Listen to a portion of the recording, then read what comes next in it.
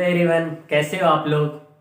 आज आप लोगों का मेरे इस YouTube channel study plus informatics में आपका बहुत बहुत स्वागत है। जैसा कि आप लोग दोस्तों देख रहे होंगे कि मैं कई दिनों से पेन पेपर वाला वीडियो बना रहा था। आज से मैं आप लोगों के लिए ये बोर्ड और मैं बोर्ड पे भी कुछ चीजों को रिप्रेजेंट करूंगा। आज से आप लोगों को मैं फेस वीडियो बनाऊंगा, बोर्ड पे पढ़ाऊंगा, ठीक है। जैसा कि मेरा नाम है प्रमोद कुमार कन्नौजिया और मैं आप लोगों के लिए यूट्यूब चैनल पे स्पेशली केमिस्ट्री पढ़ाऊंगा और कई चीजों की जानकारी बीच बीच में देता रहूंगा। तो बच्चों, आज का जो मेरा आप लोगों ने थंबनेल देखा होगा, आज का जो मेरे वीडियो वो स्पेशली सिर्फ क्लास 10 के लिए है। और ये वीडियो सिर्फ one shot video, one shot मतलब अगर आप अच्छे से इस चैप्टर को पढ़ रखे हो और अगर आप चाहते हो कि 15 मिनट 20 मिनट में मेरा पूरा चैप्टर रिवीजन हो जाए, तो मैं आपके लिए वन शॉट वीडियो लाया हूं। वन शॉट मतलब पूरे चैप्टर को एक वीडियो में कंटेन कर दिया हूं। तो आइए हम लोग बिना समय गवाए स्टार्ट करते हैं चैप्टर को। तो जैसा कि आप लोग यहाँ देख रहे हो, क्लास 10 चैप्टर का नाम है chemical equation and reaction, chemical reaction and equation. तो जैसा कि आप लोग देख रहे हो कि मैं इसको माइंड मैप बनाया हूं। इसे क्या कहते हैं बच्चों? Mind map. माइंड मैप मतलब आपको पूरे दिमाग में मैप रहना चाहिए, इसके थ्रू आप पूरे टॉपिक को कवर कर सकते हो। जैसा कि देख सकते हो, सबसे पहले मैं इस साइड लिखा हूं केमिकल रिएक्शन। क्या लिखा हूं बच्चों? Chemical reaction. तो इसी को हम लोग समझते हैं कि केमिकल रिएक्शन होता क्या है। सिंपल सा, मैं सारे डिफिनेशन को बोलते जाऊंगा, लिखूंगा नहीं क्योंकि वन शॉट वीडियो।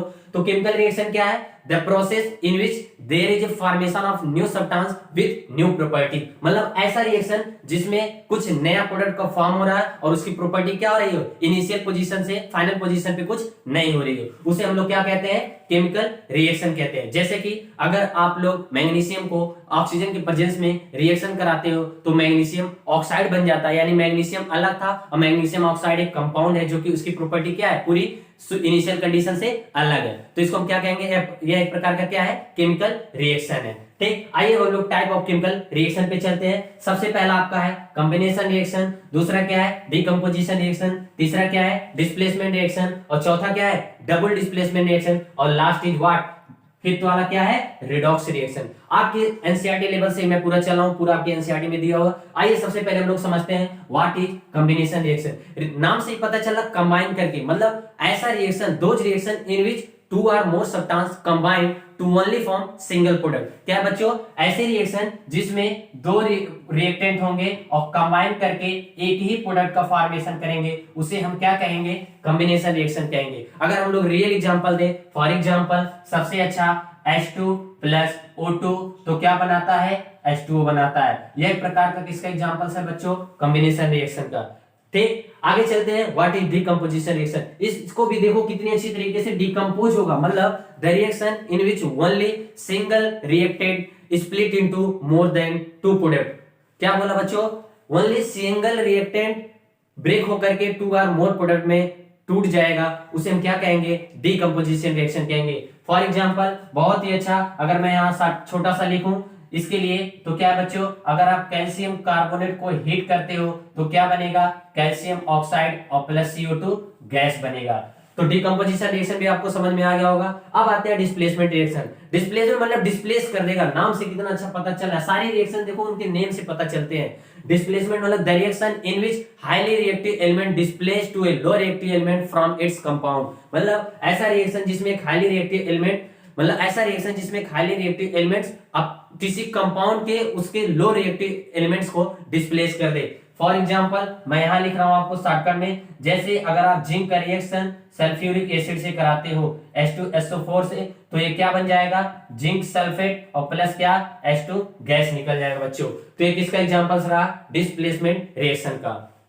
अब आते हैं what is double displacement reaction. Double displacement reaction मतलब नाम से स्पष्ट है, एक तो सिंगल, इसे यानी कि ऊपर वाले को हम लोग सिंगल कह सकते हैं और नीचे वाले का क्या नाम है? Double displacement reaction. Double displacement reaction मतलब क्या होता है? The reaction in which two or more substance react and then the formation of two new substance by exchange of ion. क्या मतलब है? मतलब इसमें दो दो लोग डिस्प्लेस होंगे। उसमें क्या हो रहा था? जिंक सिर्फ हाइड्रोजन को डिस्प्लेस करके zinc sulphate plus H2 gas बना रहा था, लेकिन इस रिएक्शन में क्या होगा बच्चों? दो दो लोग डिस्प्लेस होंगे। जैसे अगर हम लोग बात करें AgCl, किसकी? AgCl और NaNO3, तो ये क्या हो जाएगा? Ag किसको डिस्प्लेस कर देगा? सोडियम को, तो बनाएगा क्या? सिल्वर नाइट्राइड और प्लस NaCl का फॉर्मेशन हो जाएगा। इसका मतलब ये किसका एग्जांपल है बच्चों? डबल डिस्प्लेसमेंट रिएक्शन का एग्जांपल है।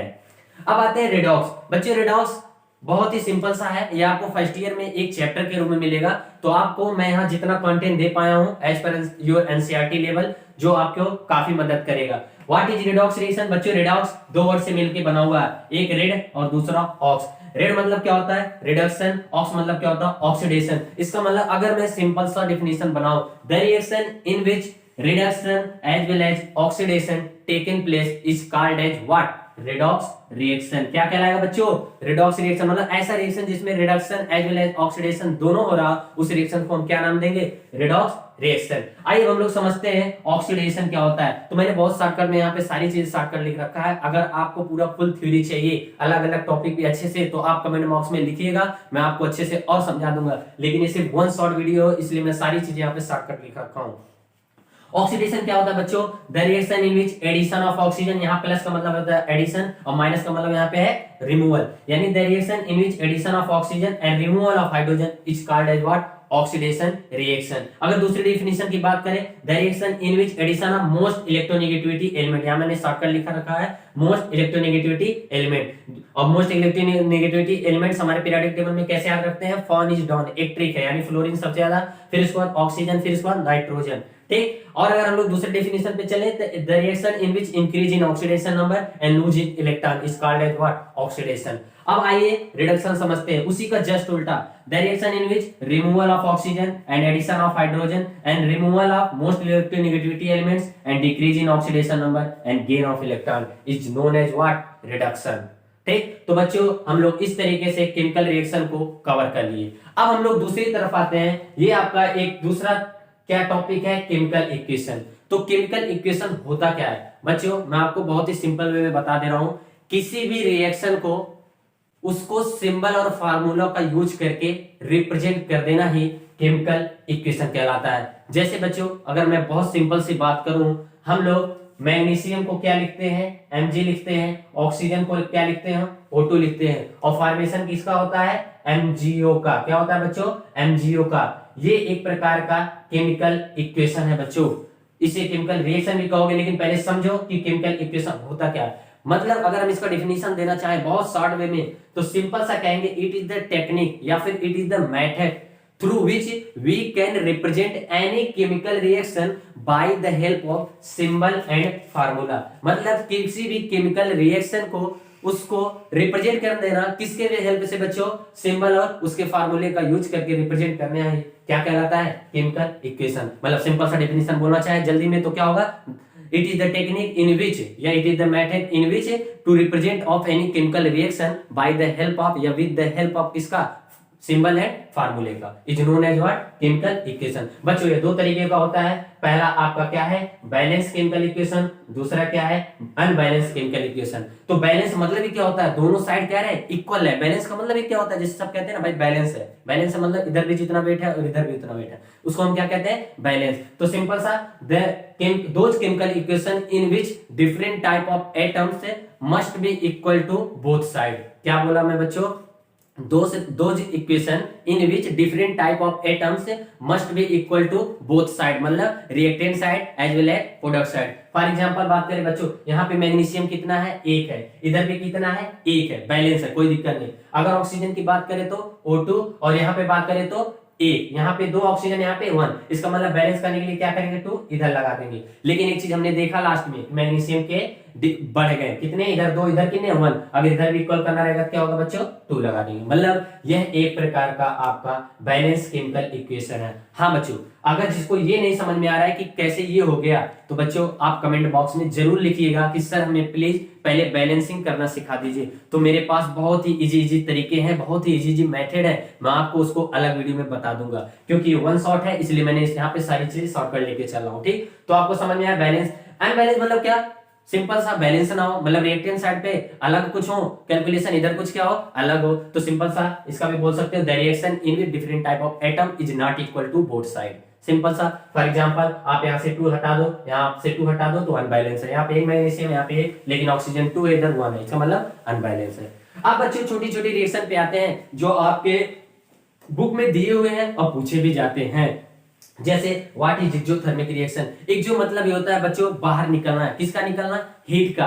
क्या होता है बच्चों एक्सो मतलब क्या होता है, बाहर निकलना, और किसका, हीट का। मतलब सिंपल सा रिएक्शन अगर इसका वो डिफिनेशन देना चाहें, the reaction in which heat is evolve is known as what, exothermic reaction. For example की बात करें बच्चों, अगर हम लोग क्विकलाइन यानी कैल्शियम ऑक्साइड को और उसमें वाटर में डिजोल्व करते हैं, किसमें बच्चों, वाटर में डिजोल्व करते हैं, तो आपका कैल्शियम हाइड्रोक्साइड बनता है। क्या बनता है बच्चों, और हीट निकलता है। क्या, हीट मतलब, हीट भी तो एक प्रकार का एनर्जी का फॉर्म है बच्चों, है ना। तो इसलिए एनर्जी का क्या हुआ यहाँ पे, इवोल्यूशन हुआ। मतलब those reaction in which evolution of energy is called as what, exothermic reaction.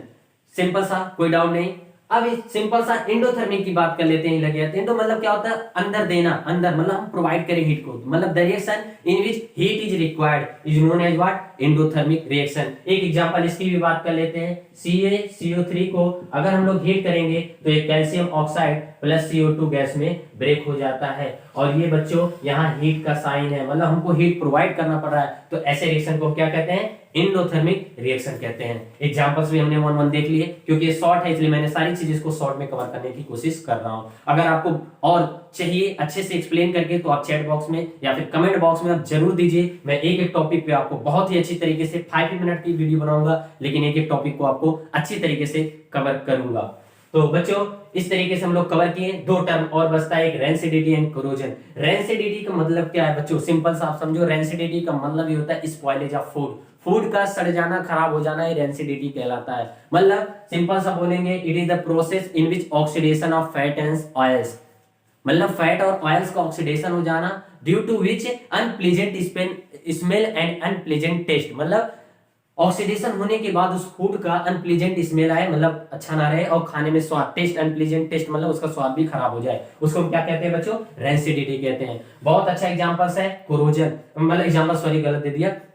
वो आप दूसरे नेक्स्ट टॉपिक पे आते हैं, कोरोजन क्या होता है। कोरोजन मतलब क्या होता है बच्चों, सिंपल सा समझो, जंग लग जाना। लोग कहते हैं ना, कोरोजन का मतलब होता है, सिंपल सा समझो कि कोई भी मेटल ऑक्सीजन से रिएक्ट करके, किसके प्रेजेंस में, एयर के प्रेजेंस में, वाटर के प्रेजेंस में, एसिड के प्रेजेंस में, इन सब से रिएक्ट करके एक नया फॉर्मेशन, एक नया प्रोडक्ट बनाता है। इस सारे होल प्रोसेस को हम क्या कहते हैं, कोरोजन कहते हैं। इसका सबसे बेस्ट एग्जांपल है बच्चों रस्टिंग। रस्टिंग मतलब ये क्या होता है, जंग लग जाना। मतलब कोरोजन का सबसे बेस्ट एग्जांपल्स क्या है, रस्टिंग। मतलब सिंपल सा बोलोगे, कोरोजन ऑफ आयरन, मतलब या फिर ऐसा बोल सकते हैं, आयरन इज द, मतलब क्या, rusting is the special case of corrosion. Rusting क्या है, स्पेशल केस किसका है, कोरोजन का है। ठीक है बच्चों, तो अगर हम लोग रस्टिंग की एग्जांपल्स की, मतलब वो इक्वेशन के थ्रू दिखाना चाहें तो कुछ नहीं, बस सिंपल सा Fe ऑक्सीजन और वाटर के प्रेजेंस में जब हम लोग, या यहाँ पे आप इसको FeO भी लिख सकते हो, तो ये क्या बन जाएगा, Fe2O3 डॉट XH2O प्लस तुम्हारा कुछ भी लिख सकते हो। ठीक है, और यहाँ पे एक्स इसलिए लिखा क्योंकि वाटर आपका कोई भी अमाउंट में ले सकते हो, कोई जरूरी नहीं 1 लीटर 2 लीटर 1 मोल, जो भी कुछ नहीं, थोड़ी सी भी प्रेजेंस की मात्रा होगी वहां पे, प्रेजेंट होगा तो रिएक्शन हो जाएगा। उसे हम क्या कहते हैं बच्चों, रस्टिंग कहते हैं। ठीक, इस तरीके से हम लोग इस टॉपिक को पूरा कवर कर लिए बच्चों। तो बच्चों मैं आप लोगों को सिर्फ 2 मिनट और लूंगा, और इस 2 मिनट में आपको ये बताऊंगा कि इसका फायदा क्या है। अगर आपने पूरे चैप्टर को अच्छे से ऑलरेडी स्टडी कर रखा है, और अगर आप चाहते हो कि मेरे ऐसे चैप्टर्स जल्दी जल्दी कवर हो जाएं, क्योंकि आपको बार बार रिवीजन करने में टाइम लगता है, तो आप इसको सिर्फ मेरा वीडियो आप ओपन करिए और पूरा एक बार देख रहिए। ज्यादा नहीं, 15-20 मिनट का वीडियो है, आप इसे अच्छी तरीके से कवर करिए, आपके लिए बहुत ही बेनिफिशियल होने वाला है। और हाँ, कुछ बच्चों को ऐसा लग रहा होगा कि सर हमने तो पढ़ा ही नहीं है, तो बिल्कुल ये बात एकदम सत्य है। अगर आपने नहीं पढ़ा है तो आपको ये नहीं समझ में आएगा, और अगर आपने नहीं पढ़ा है तो आप कमेंट बॉक्स में लिखिए कि सर हमें ये टॉपिक आप हमें समझा दीजिए। उसके बाद मैं आपको हर एक टॉपिक को अलग अलग वीडियो में अलग अलग मतलब करके समझाऊंगा। तो आज के लिए बच्चों बस इतना ही। अगर आपको वीडियो अच्छा लगा हो, पसंद आया हो, तो आप इसे लाइक, सब्सक्राइब और अपने दोस्तों को शेयर करें। तो आज के लिए सिर्फ इतना ही। Bye bye, thank you very much.